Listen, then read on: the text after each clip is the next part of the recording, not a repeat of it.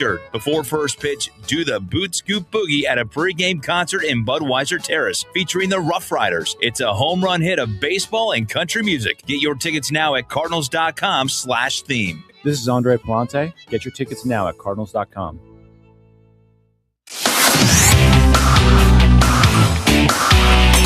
WTIM.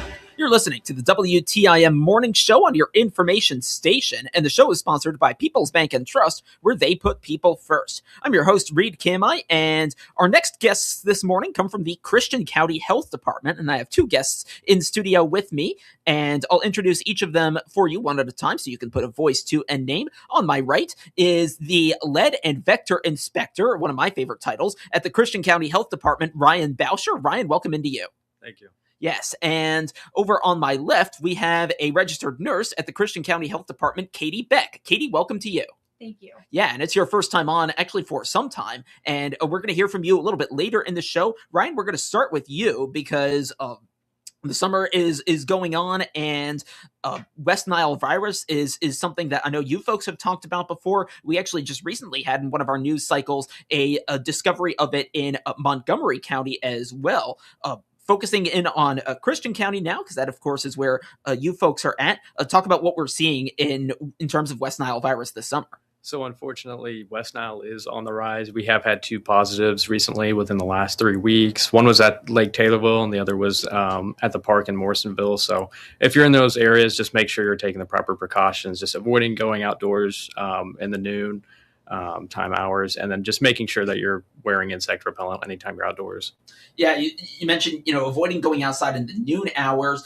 I've also heard recommendations of, trying to avoid dawn and dusk when the sun's only sort of out. Talk about kind of what causes bugs to come out like that at those particular times. I think it's really them just trying to be sneaky, You're not going to see them when it's dark, and so that's how they're going to sneak up on you. They're going to bite you, and you're not going to know it. And then, unfortunately, if they do have any pathogens, they might be transferred onto you, and you might get sick. So that's right. So it's something to look out for. Seems like bugs just do that all the time, right? Like, I see one in my apartment, and that I get the fly swatter or whatever ready, and of course when it's ready, right, then you can't find the bug, right? So of course. it just works like that. But West Nile virus, it sounds like it's out there again, and that's when disease can be transmitted. What symptoms should someone look for in West Nile virus? So typically it's just the standard illness symptoms that you would have: fever, nausea, fatigue, anything that you would say would be concerning and that's lasted for a significant amount of time. You should go to your primary care physician and just get checked out. Okay, so symptoms there for West Nile virus. Now, I've also heard discussion, and I think this was mentioned also in the Montgomery County story, of the fact that this has killed birds before. So they say, if you see a dead bird, call about it. Is that the case in Christian County as well? So we no longer do dead bird testing, but that's actually one of the methods that we test for West Nile presence, because West Nile is carried by birds, and so when mosquitoes bite the birds, they become infected with it and pass it on to humans if they bite us. Okay. So if the birds bite humans? No. If the mosquitoes bite humans. Okay. So they'll bite birds, and then if they come and bite us, then we might get West Nile. Okay. All right. So then that is worth knowing about as well. So talk about, and you probably mentioned this the last time you were on, but in terms of like how you catch these mosquitoes and do the testing, what's that process like, and how does it change, if at all, as the summer goes on? So we just set up traps around Christian County. We make sure that we put like an attractant. So typically we use a fermented rabbit food, just soak it in water and it'll start to ferment, and it gives off a really pungent odor, which attracts mosquitoes because they like that smell. And so they'll get sucked up by a vacuum that we have that just stays out. And then it'll kind of push the mosquitoes into a net that will end up collecting them and taking them back to the lab to then grind up and then put in with a buffer solution that will kind of just determine whether there is the presence of West Nile in that sample. And then in terms of where these attractants are we talking like, parks or places more in town? What's that? So we kind of try to spread them out and give them both like an even amount of both rural and urban placements. So we have some that are kind of out in the country, but we also have some that are closer towards town. We kind of alternate just to make sure that we're getting a fair reading of different populations. So for a while here in Taylorville, we had one that was both out in the country and then one that was out by the lake. So we kind of just try to get a good oversight over all of Christian County, just so we're getting that total clear picture. And are you able to then like separate these samples so you can see like, oh, okay, we found the positive case here, whereas this area is a little safer? Yeah. Okay. Yes. All right. So it sounds like you have that going on as well. Anything else to note about West Nile virus before we go to some other topics? So if you have any concerns about West Nile or just the mosquito presence on your property, you can reach out to the health department, give us a call. We can have you sign an MOU that essentially will give us the availability to go out to your property and treat any areas of standing water that might be concerned for mosquito populations with larvicide. So that won't kill any live mosquitoes, but it will kill any mosquitoes that are in their larva state. Okay, and it sounds like that's a pretty significant step in the process, right? If you can stop the mosquitoes kind of from coming out before they do, then sounds like we're reducing the risk. Yeah, that's the idea.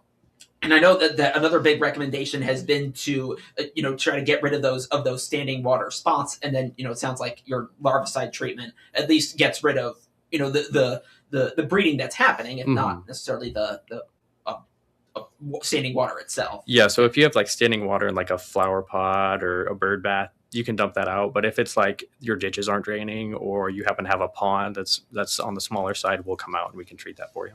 Okay. So, and that's worth noting as well. And I know it's probably difficult, especially after it rains, right? Maybe in the driveway, there's like a little depression in the pavement, and then that allows for standing water. Do we see those like breeding spots around those as well, or is it more just the bird baths? It's really more larger areas. Sometimes it can be bird baths just because they don't get cleaned out that often, right? People will kind of just put water in it and just wait for it to get low to put more water in. But with like something in your driveway, it's just going to eventually evaporate, so it shouldn't be any concern. Okay, and that makes sense, because it's out in the sun, so that works out as well. So, and that's what to know about West Nile virus and larvicide treatments. Now we're into August now. August is tick season, which, well, except for what it means, sounds kind of cool because it sounds like sick season. But no, ticks and nymphs, all of that. What should people know about that? Because that sounds pretty serious. If you're going to go out in the woods, if you're going to go hiking, make sure that you're wearing clothes that are treated with permethrin. Just make sure you're taking the proper precautions, staying along the center of the trails just to avoid ticks in general, just because right now it is nymph season, as we talked about. And so nymph ticks are the size of poppy seeds, so you might not even know that they're on you. So it's just better to kind of avoid it. But if you are going to be out, make sure that you're taking the proper precautions. You mentioned a treatment to put on your clothes. Is that the stuff that comes from bug spray, or is it something So else? It wouldn't be a general bug spray. Permethrin is something that you'd spray your clothes before you wear it because you want it to dry, because it can be something that's hazardous to your skin if it does make contact. But when it's just on your clothes, it serves as a repellent because ticks don't want to, of course, come in contact with it themselves. So okay. So now is this substance is it available at stores? Is it's widely available at stores, just anywhere where you'd go, like find camping supplies or anything like that. Okay. I don't think I had actually heard of that name, but no, that sounds useful because those things can get through or around the clothes and then cause a lot of bites. So that's a good tip there to avoid ticks during tick season. Anything else to note about ticks before we move on? I will say something that I found handy is carrying a lint roller on you. So if they are crawling on your clothes, you can just run the lint roller across and it should pick them up and pull them off. Okay. I did not know about that either. So a lot we're learning right now from Ryan Boucher, lead and vector inspector at the Christian County Health Department. He's one of our guests in this part of the show, alongside Katie Beck, a registered nurse, also at the health department. Let's take a break. When we come back, we're going to turn to Katie and talk about some things you should know about if you're sending a child back to school this academic year, which, well, starts in just a couple days at some schools in Christian County. We'll talk about that right here on the WTIM Morning Show on your information station. Your information station, WTIM. Parents, get your kids ready for the new school year with help from the Christian County Health Department. Now at 730 North Pawnee, across from Taylorville Junior High School. They offer back-to-school immunizations for children entering kindergarten, 6th, 11th, or 12th grade at little or no cost. And while you're there, ask about fluoride treatments to help prevent tooth decay in children and youth. Make your kid's appointment now so they're ready for school. It's just another way the Christian County Health Department is working to protect, assure, and improve public health in our community. Nicole Patrick here, your local country financial representative at 1305 West Bresser in Taylorville. I'm proud to recognize the Lady Tornado student athletes that represent our community by being the exclusive sponsor of the ILSportswire.com Taylorville Lady Tornadoes Player of the Game this school year. At the end of each game, a Lady Tornado will be selected to receive a certificate for being named our Player of the Game, and they'll be featured in a highlighted reel on the ILSportswire.com social media platforms. Best of luck to all the girls' teams this season, and go Lady Tornadoes!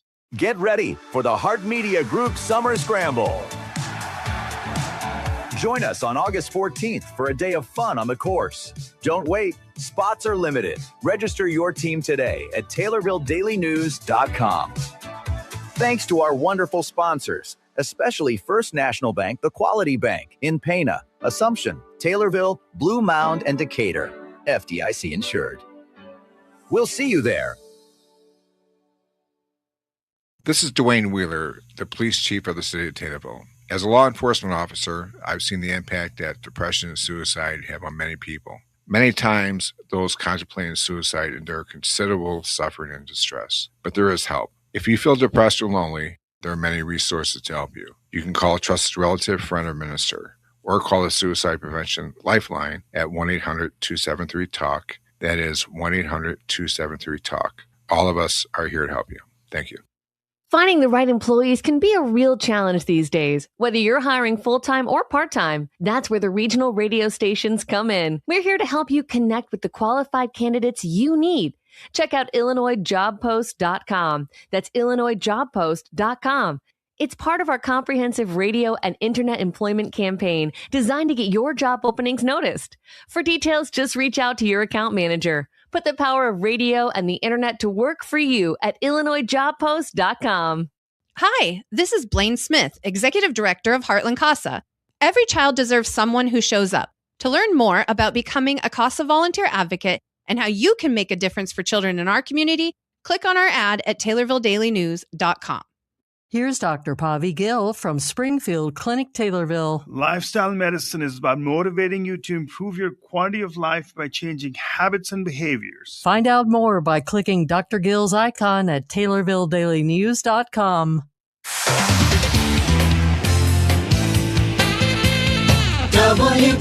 WTIM. We're back on the WTIM Morning Show on your information station, and the show is sponsored by People's Bank and Trust, where they put people first. I'm your host, Reed Kamai, and I continue my discussion with the folks from the Christian County Health Department. We heard in the first segment mostly from Ryan Boucher, lead and vector inspector. And now we're going to turn our attention to Katie Beck, a registered nurse at the health department. I'll tell you what, we are just days, or in Taylorville's case, one day away from the start of school. And that, of course, means vaccines for people to get and know about for certain grades. What are those requirements? Yeah, so some of the ones that you might see for kindergarten would be MMR and VAR, so measles, mumps, rubella, and chickenpox. Another set would be DTaP and polio. So those are ages 4 to 6. Those are the boosters. And then middle school, ages 11 to 12, you would look at the Tdap booster and meningococcal. An optional vaccine is HPV, but it's highly recommended. And then for high school, college age, second meningococcal vaccine. Okay, so those are the certain vaccine requirements that you have there, and I know you folks at the health department have the Vaccines for Children program. Talk about that. Yes, so it is a program that allows children 18 and younger who are on Medicaid to get those vaccines for free, no charge. If you have a private insurance, you just bring that insurance card in, and then we could also give you the vaccine through a private pay. Okay, so it sounds like whatever way you go about it, you're going to get the vaccine for little to no cost Yes. at the health department. Absolutely. How much, if you're able to disclose, and if you know, how much use of that program have you gotten, in recent years, or maybe even this year so far? It's major. We use it all the time. Okay. Yep. All right. So pretty significant. And as far as you're aware, is there, like, if someone were to, maybe not hear about this and instead go to their primary healthcare provider, is like, what's the cost? What can the cost difference be? Even for people with insurance. That I'm not sure of, because I would assume that they would give them their insurance card, but I feel as though they send them over to us just because they're aware that we have that as well. Okay. And I do believe that a lot of providers' offices also have a VFC program as well. Okay. So plenty of places to go to get those vaccines. Anything else you want to mention about back to school vaccines? I didn't know if I mentioned it. I also, if you don't have any insurance at all, too, we could cover you through the VFC. Okay. If you're under 18. So Okay. Medicaid and no insurance. All right, there you go. So some ways to get your back to school vaccines for little or no cost at the Christian County Health Department, as you heard there from Katie Beck, a registered nurse. I want to turn our attention now to something else that's certainly relevant for children: lead screenings. Talk about that. Yes. So we do lead screenings. Usually we incorporate it in with our WIC program just because we're seeing a lot of 1 and 2 year olds. We see children mainly up to 5 years of age. We usually do it at 1 and 2 just because that's the time that children are putting their hands to their mouths and certain objects to their mouths that could have lead dust on them, and then it's easier for them to ingest. However, a lot of kindergarten classes, they require a lead screening before you enter. So we offer a capillary stick. It's the less invasive route. It's just a tiny little finger stick, very quick. And so, yeah, we offer that as well. Okay. So there's the finger prick. Yes. And now you mentioned it sounds like there are other methods as well that can be used for testing. What are some of those methods like? Yes. So the other method is a venous confirmatory test. So it would be through the vein. It's a little bit more invasive. Okay. So normally we like to do a capillary. And then if that's higher than the recommended state level of 3.5, then we would send them to their primary to get that one just to confirm it, because it is a little bit more accurate. So. Okay. And yeah, that would make sense that, because, it's probably more accurate, right? If you're getting into the veins. Yes. Talk about in terms of, like occurrences of, lead in homes or schools. Has there been like a significant rise in recent years of that you folks have noticed at the health department? Yeah. So just this year, the level used to be 5, but now it's 3.5. So we've definitely seen a rise in kiddos just having numbers higher than the 3.5 level. Okay. So, yep. Yeah. So it sounds like it's going up there. Yes. And is that because of, what is in products? Is it because of like what's in the environment? What is that like? I believe it's just because the state had lowered the level, because no level of lead in your blood is, considered safe. Yeah. You could have low levels of it and it could, affect your development, make you really sick. It just depends. So I think that the lower they can get it, the better and the more covered that children are in the county. So. And like where is it being and again, is it like being found in like toys or yes, out in the wild? It can be found in toys. Normally it's found in homes built before 1978, just those older homes, especially if they used lead-based paints. And then some toys can have lead dust on them as well. The floors can have lead dust on them. So if you have a child that's crawling and then they, say that they sit up and they're putting their hands to their mouths after they get done crawling and they have some of that lead dust and dirt on their hands and they're putting it to their mouth, they can ingest it that way. So dirt, soil, all sorts of places you can find it. So. Yeah, and they sound like, they look at least like, small amounts that are still pretty consequential, it seems. Yes, absolutely. Okay. And, as a child, you're still developing. So that's who it affects the most. And the child's pretty small as well. Yes. So, the small amount there is going to cause that as well. Absolutely. So we got under a minute left. If people want to come in like for these vaccines, do they need an appointment? We do walk-ins. I do recommend just doing an appointment. Just because sometimes it can get a little hectic through when school season starts. So appointments are preferred, but yes, you can also just walk in. Okay, right over at the Christian County Health Department, all you need to know about vaccines and lead screenings as we start the school year. I've been talking with Katie Beck and Ryan Bauscher from the Christian County Health Department here on the WTIM morning show. Katie and Ryan, thank you again for coming on. Thanks for having us. Yes, and thank you for listening here on the WTIM morning show on your information station. We'll be back with another conversation in 10 minutes' time. With SRN News, I'm Rich Thomason in Washington.